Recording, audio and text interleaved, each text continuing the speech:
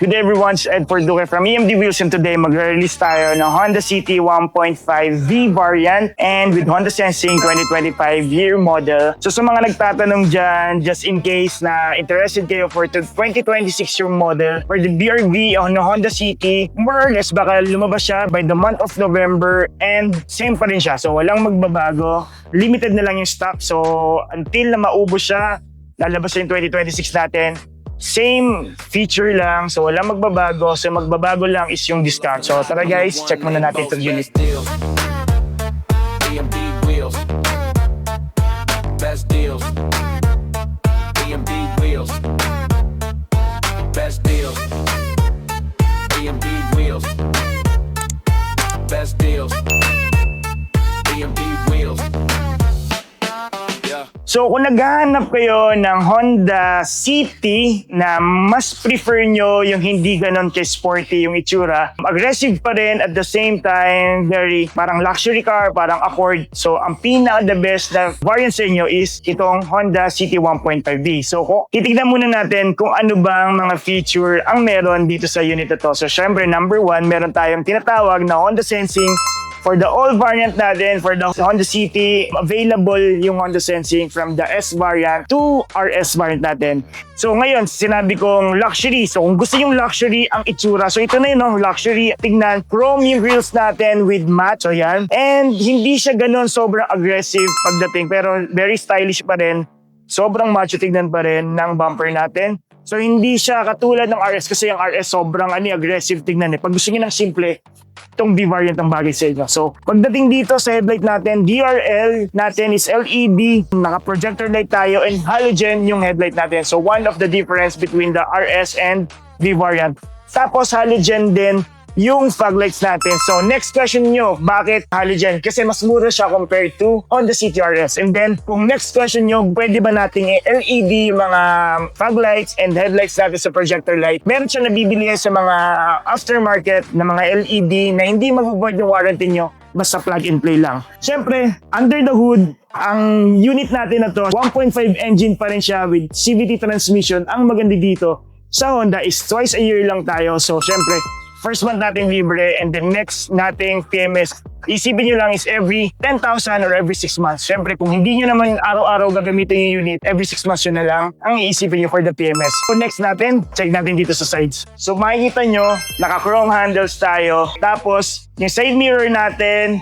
naka-LED na rin siya, integrated na rin sa side mirror natin. And then, isa pang maganda dito, ang mugs natin is 16 inches mag siya. So kung ano ang alloy mugs or alloy wheels ng RS, same siya with the V variant. Pero ang difference nila, ang Honda V variant is plain alloy lang or parang silver lang siya compared to RS natin na two-tone. So 16 inches mags, same specs ng gulong. Guys, ang mawawala lang pala dito compared to V variant and RS variant, yung side skirt niya. So walang side skirt pagdating sa V variant natin. Pagdating naman sa rear portion ng Honda City 1.5V, naka-shark fin antenna tayo, we have the defogger, tapos meron tayong third brake light na LED na rin, tapos ang taillight natin is LED. Same taillight siya for the RS variant, S variant. So ang difference lang nila syempre, pagdating sa RS, kasi yan yung mga tanong natin ano bang difference ng RS and V variant? Kasi konti lang yung difference sila So parang difference of 50,000 lang, no? Depende kasi. So may mga kliyente na ayaw sobrang aggressive tignan ng unit. Gusto nila medyo luxury. Medyo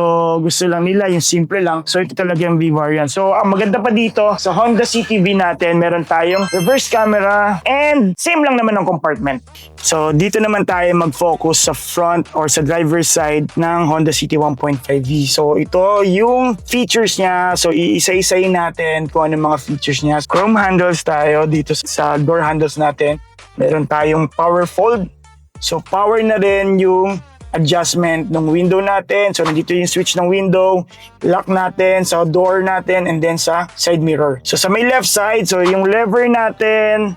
So dito naman sa left side natin, meron tayong vehicle stability switch. Tapos dito sa may baba natin, yung pag-open ng gas natin and sa hood natin. So since may Honda Sensing tayo, mga auto headlights tayo. So pag yun mga features ng Honda Sensing natin, auto headlights, meron tayong auto high beam and low beam, meron tayong collision mitigation braking system, meron tayong LKAS. So yung lane keeping assist natin, and yung adaptive cruise control with low speed follow nandito na rin. Lead departure nandito na rin. So nandito yung switch natin sa headlights. So meron tayong auto. Ayan, so fog lights natin nandito na rin. So nandito sa left side ng steering natin, yung audio controls and yung sa Bluetooth handsfree natin. Sa left side naman natin, nandito naman yung sa adaptive cruise control natin, nandito na rin yung LKAS natin. Tatanong natin kay Sir Joseph kung gusto pa nilang patanggal yung mga plastic natin kasi nakakabit pa yung plastic natin.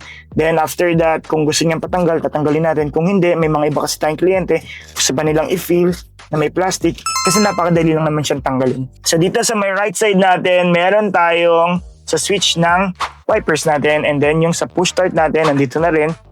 Ang infotainment naman natin, Apple CarPlay tayo and Android Auto. So meron tayong AM, FM, and meron tayong Bluetooth. So yung Apple CarPlay natin, yung phone mirroring natin is wireless na. So wala, di na natin kailangan ng USB or yung Type A na mga charger cable natin katulad ng mga BRV. So lahat ng Honda City natin is wireless na.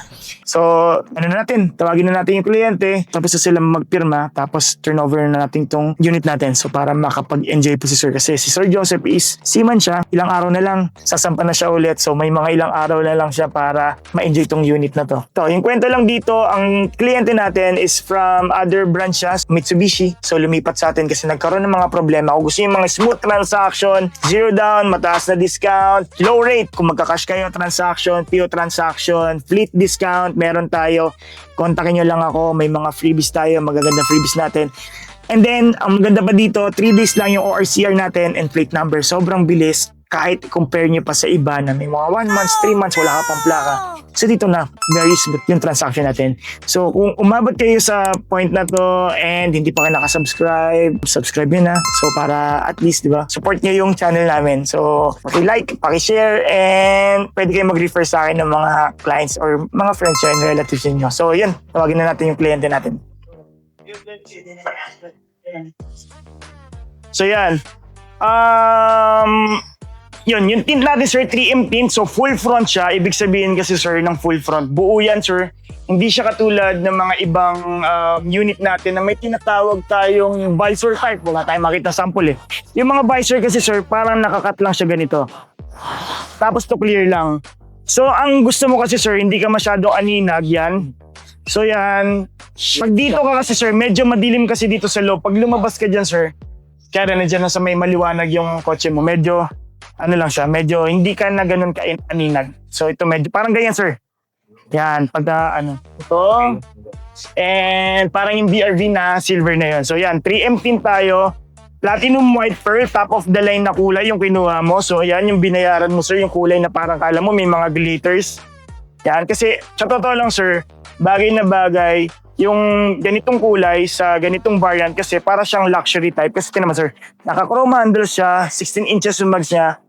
Mukha siyang kala mo yung mga dating Accord. So, ganyan yung, sir, yung Honda. Yung mga Honda Accord. So, yan, para siyang baby Accord ng mga ganong part. Ang maganda dito, sir. Malapit siya, sir, yung Honda Accord eh. Yung Honda Accord, sir, nung mga dati, halos ganito naman siya kalapad na. Pero yung mga ngayong Honda Accord, sir, kasing lapad niya yung mga shift. Ayan, sir, ganito na, mas sobrang lapad na ng mga Honda Accord. So, ito, sir, buksan ko yung engine. Check natin yung engine. Ang engine natin, 1.5, naman, sir, dito yung bukasan. Engine natin, sir, yan. Sobrang linis, sir, ha. So, 1.5 liters siya. Amoy bago. Amoy bago ba? Diba? So, amoy plastic pa siya. Amoy bago. Pati sa loob, sir, mamaya. So, medyo, yung sinasabi nila yung amoy ng mga bagong brand yung kotse, parang happy yan, sir. Parang ang sarap sa pakiramdam pag naaamoy mo yung bagong sasakyan. So yan, very memorable yan, sir. Pag every time na may maamoy kang bago, maaalala mo yung release mo dito sa Honda City mo. So yan, sir, 4-cylinder to compare sa ino-offer sa'yo ng Mitsubishi na Mirage. Ang Mirage kasi 3-cylinder lang. So 4-cylinder to, 121 PS pa siya. So siguro, sir, yung Mirage baka... Yes, sir. So 121, sir. Kahit kay Expander, sir, mas mataas pa yung horsepower nito. So ngayon, Matulin siya. mas matulin to, sir. So ngayon, ang question dyan, baka mas malakas to. Since mas malakas yung horsepower niya, baka mas malakas yung consumption niya. Oh. Which is hindi, sir. Kasi same 1.5 liter siya. Mas mabigat yon. Tapos, 4-speed kasi yun eh. So, ibig sabihin, 4-speed yung transmission niya. Ito sir, CVT, kung may paddle shifter to sir, up to 7 position. O parang 7-speed. So, pagdating dun sir, di naman natin sila sinisiraan, pero yun talaga yung feature niya eh. So, 4-speed siya, umabot ka na ng 100 km per hour sir.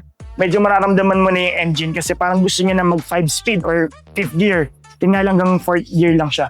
So CVT transmission tayo sir, ang iisipin mo lang dito, isa pang maganda dito, PMS natin sir, ang first month natin is libre sir. First month or first 1,000. So yan sir. And next natin, compared to Mitsubishi, every 4 months ka or every 5,000 kilometers. Pag sa Honda sir, every 10,000 or every 6 months. Since hindi mo lagi magagamit yung kotse mo, every 6 months siya. Kasi kung hindi ka aabot ng 10,000 sir, 6 months kang 6 months lang yung change oil mo. So, sa Mitsubishi, 4 na beses ka magpapa-change oil sa isang taon. Dito sir, 2 beses lang. So, just let me know sir kung alam ko medyo malayo ka dito. Anywhere naman sa Pilipinas, basta during warranty period mo, yung warranty natin 3 years, diba? 3 years or 100,000 kilometers, whichever comes first. So, dapat sa 3 years na yon, sa loob ka lang ng casa magpapagawa. Kasi kung sa iba ka magpapagawa, sa iba ka magpapa-change oil, mabubuhay yung warranty natin. So kung may Kailangan kahit sa any branches. any branch po. So yan. So maganda sir, kunwari sa first month mo, pwede ka rin dito. Kasi lalo na yung plaka mo, pwede mong pasuyo na lang. First month, tutulungan kita. Ako na mag-i-schedule para pupunta na lang dito. Para pagkuha ng plaka, sabay na, isang lakaran na lang sir. So yan sir, ang warranty natin 3 years. Ang mga hindi kasama sa warranty natin sir, yung mga consumable, yung mga nako-consume. And then, yung ito, sa battery natin sir, 1 year warranty tayo sir. So kunwari, madiskarga siya, pwede natin ipacheck sa ibang Honda para i-check yung battery life niya, kung papasa, kung hindi papasa, papalitan nila ng panibago. So yan, dito naman sir, yung computer box natin. Tapos yung fuse box natin, pag nawalan ng mga ilaw, nawalan ng busina, dito sir. So mag-check natin sir. So makikita nyo dyan sir kung ilang amperes. Tapos i-check na lang po sa manual kung saan po dito. Yan, may mga numbers naman po siya. So ito yung mga fuse natin and mga relay po. Ito yung mga malalaki sir, yung mga relay. So ngayon sir, check natin kung baka may mga gas-gas, may dent ba. Yan yung ano natin. So ikutan natin. So 16 inches mags natin sir. Disc brake yung harap natin, drum brake yung likod. Ayan, tapos kung ano yung top of the line natin na mag sir, yan na yun.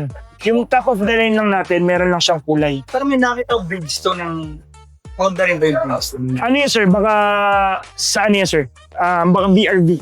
PRV, oh. Kasi iba-iba yung ano niya sir. Ang mahalaga niya sir, mga kilalang ano naman yan. Mga kilalang brand naman sir. Bridgestone, Yokohama, mga magagandang ano naman yan sir. Magagandang brand naman. So ito sir, powerful tayo. Tapos LED na rin yung ano natin, integrated side turn lamp. Sir, yung ilaw pala di natin na check kanina. So yung ilaw natin, ito yung low beam, high beam, fog lights natin. So pareho sir, may ilaw naman both sides. Tapos ngayon, kung gusto mo magpa-LED, meron tayong mga plug and play lang sa mga aftermarket. Pwede yan sir, di mabubuhay yung warranty mo. Basta plug and play lang sir. So ito yung compartment natin. Napakaluwag ng compartment. Meron tayong early warning device. May umbrella tayo sir. May tools tayo. Yan. So yung tools natin sir, pantanggal lang ng gulong ha. Yan. Tapos ito sir, pang tow hook. Wag na gagamitin.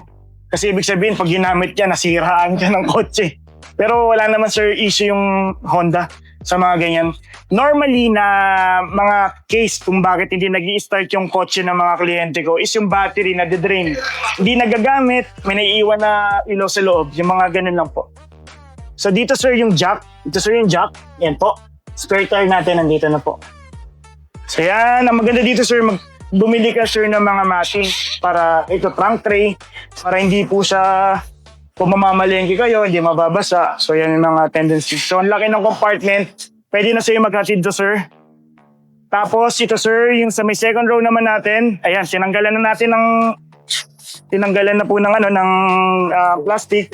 Yeah, sir. Very spacious yan sir ito Ayan. Yung asawa ko sir, halos kasing tangkad natin. Siya umupo siya dito. Ayan sir, di ba? Ang laki ng tuhod natin. So meron tayong second row vent. Ayan. So yan, ganito ka spacious siya. Tapos may mga chrome handles tayo. So lastly sir, check natin yung loob. Ay sir, wait. Check pala natin yung kabila. Sir, bubong. Puting-puti naman. Di ba? Wala naman tayong dent. So dito sir, sa sidings natin, so number 1, wag mo munang, sir, paano lang po pasuyo na wag pong ibababa yung bintana, wag po muna natin pupunasan kasi today lang siya, nitong morning lang po siya tinint. So makikita nyo po may mga tubig-tubig pa. Ayan po. Kaya para may kala mo bukol-bukol sir, tubig yan. Pero pag nainitan yan sir, kung wari ngayon, mainitan siya, mababawasan yan. Tapos siguro sir, pinakamagandang ganito kainit kahit mga 1 week, pwede na yan. Kasi kahit yung sa likod sir, makikita mo, papansin mo parang may alon-alon. Tubig kasi yan sir. Kahit ito sir, ayan pansin niyo po. Tubig lang naman yan, so hindi naman siya bubbles. So once na matuyo siya, parang may vacuum, mabavacuum naman siya ng init. So magdidikit naman po siya. So 3M tint po tayo, medium tint tayo. Kung medyo naiilang po kayo sa mga 3M na yan, pwede pong cotton tapos rubbing alcohol lang po, mabubura na yan. So indication po yan na original po kasi yung tint natin na 3M.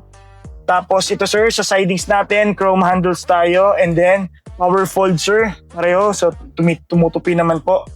Check natin, so sa pag-adjust naman po ng side mirror, ito po yung lever natin, left and right. So kung left, ito sir, up and down, left and right. So yan, nakita nyo sir, gumagalaw naman po, diba? So okay naman po, kabilang side, gumagalaw naman po, pareho. So, pag i-unfold po natin yan.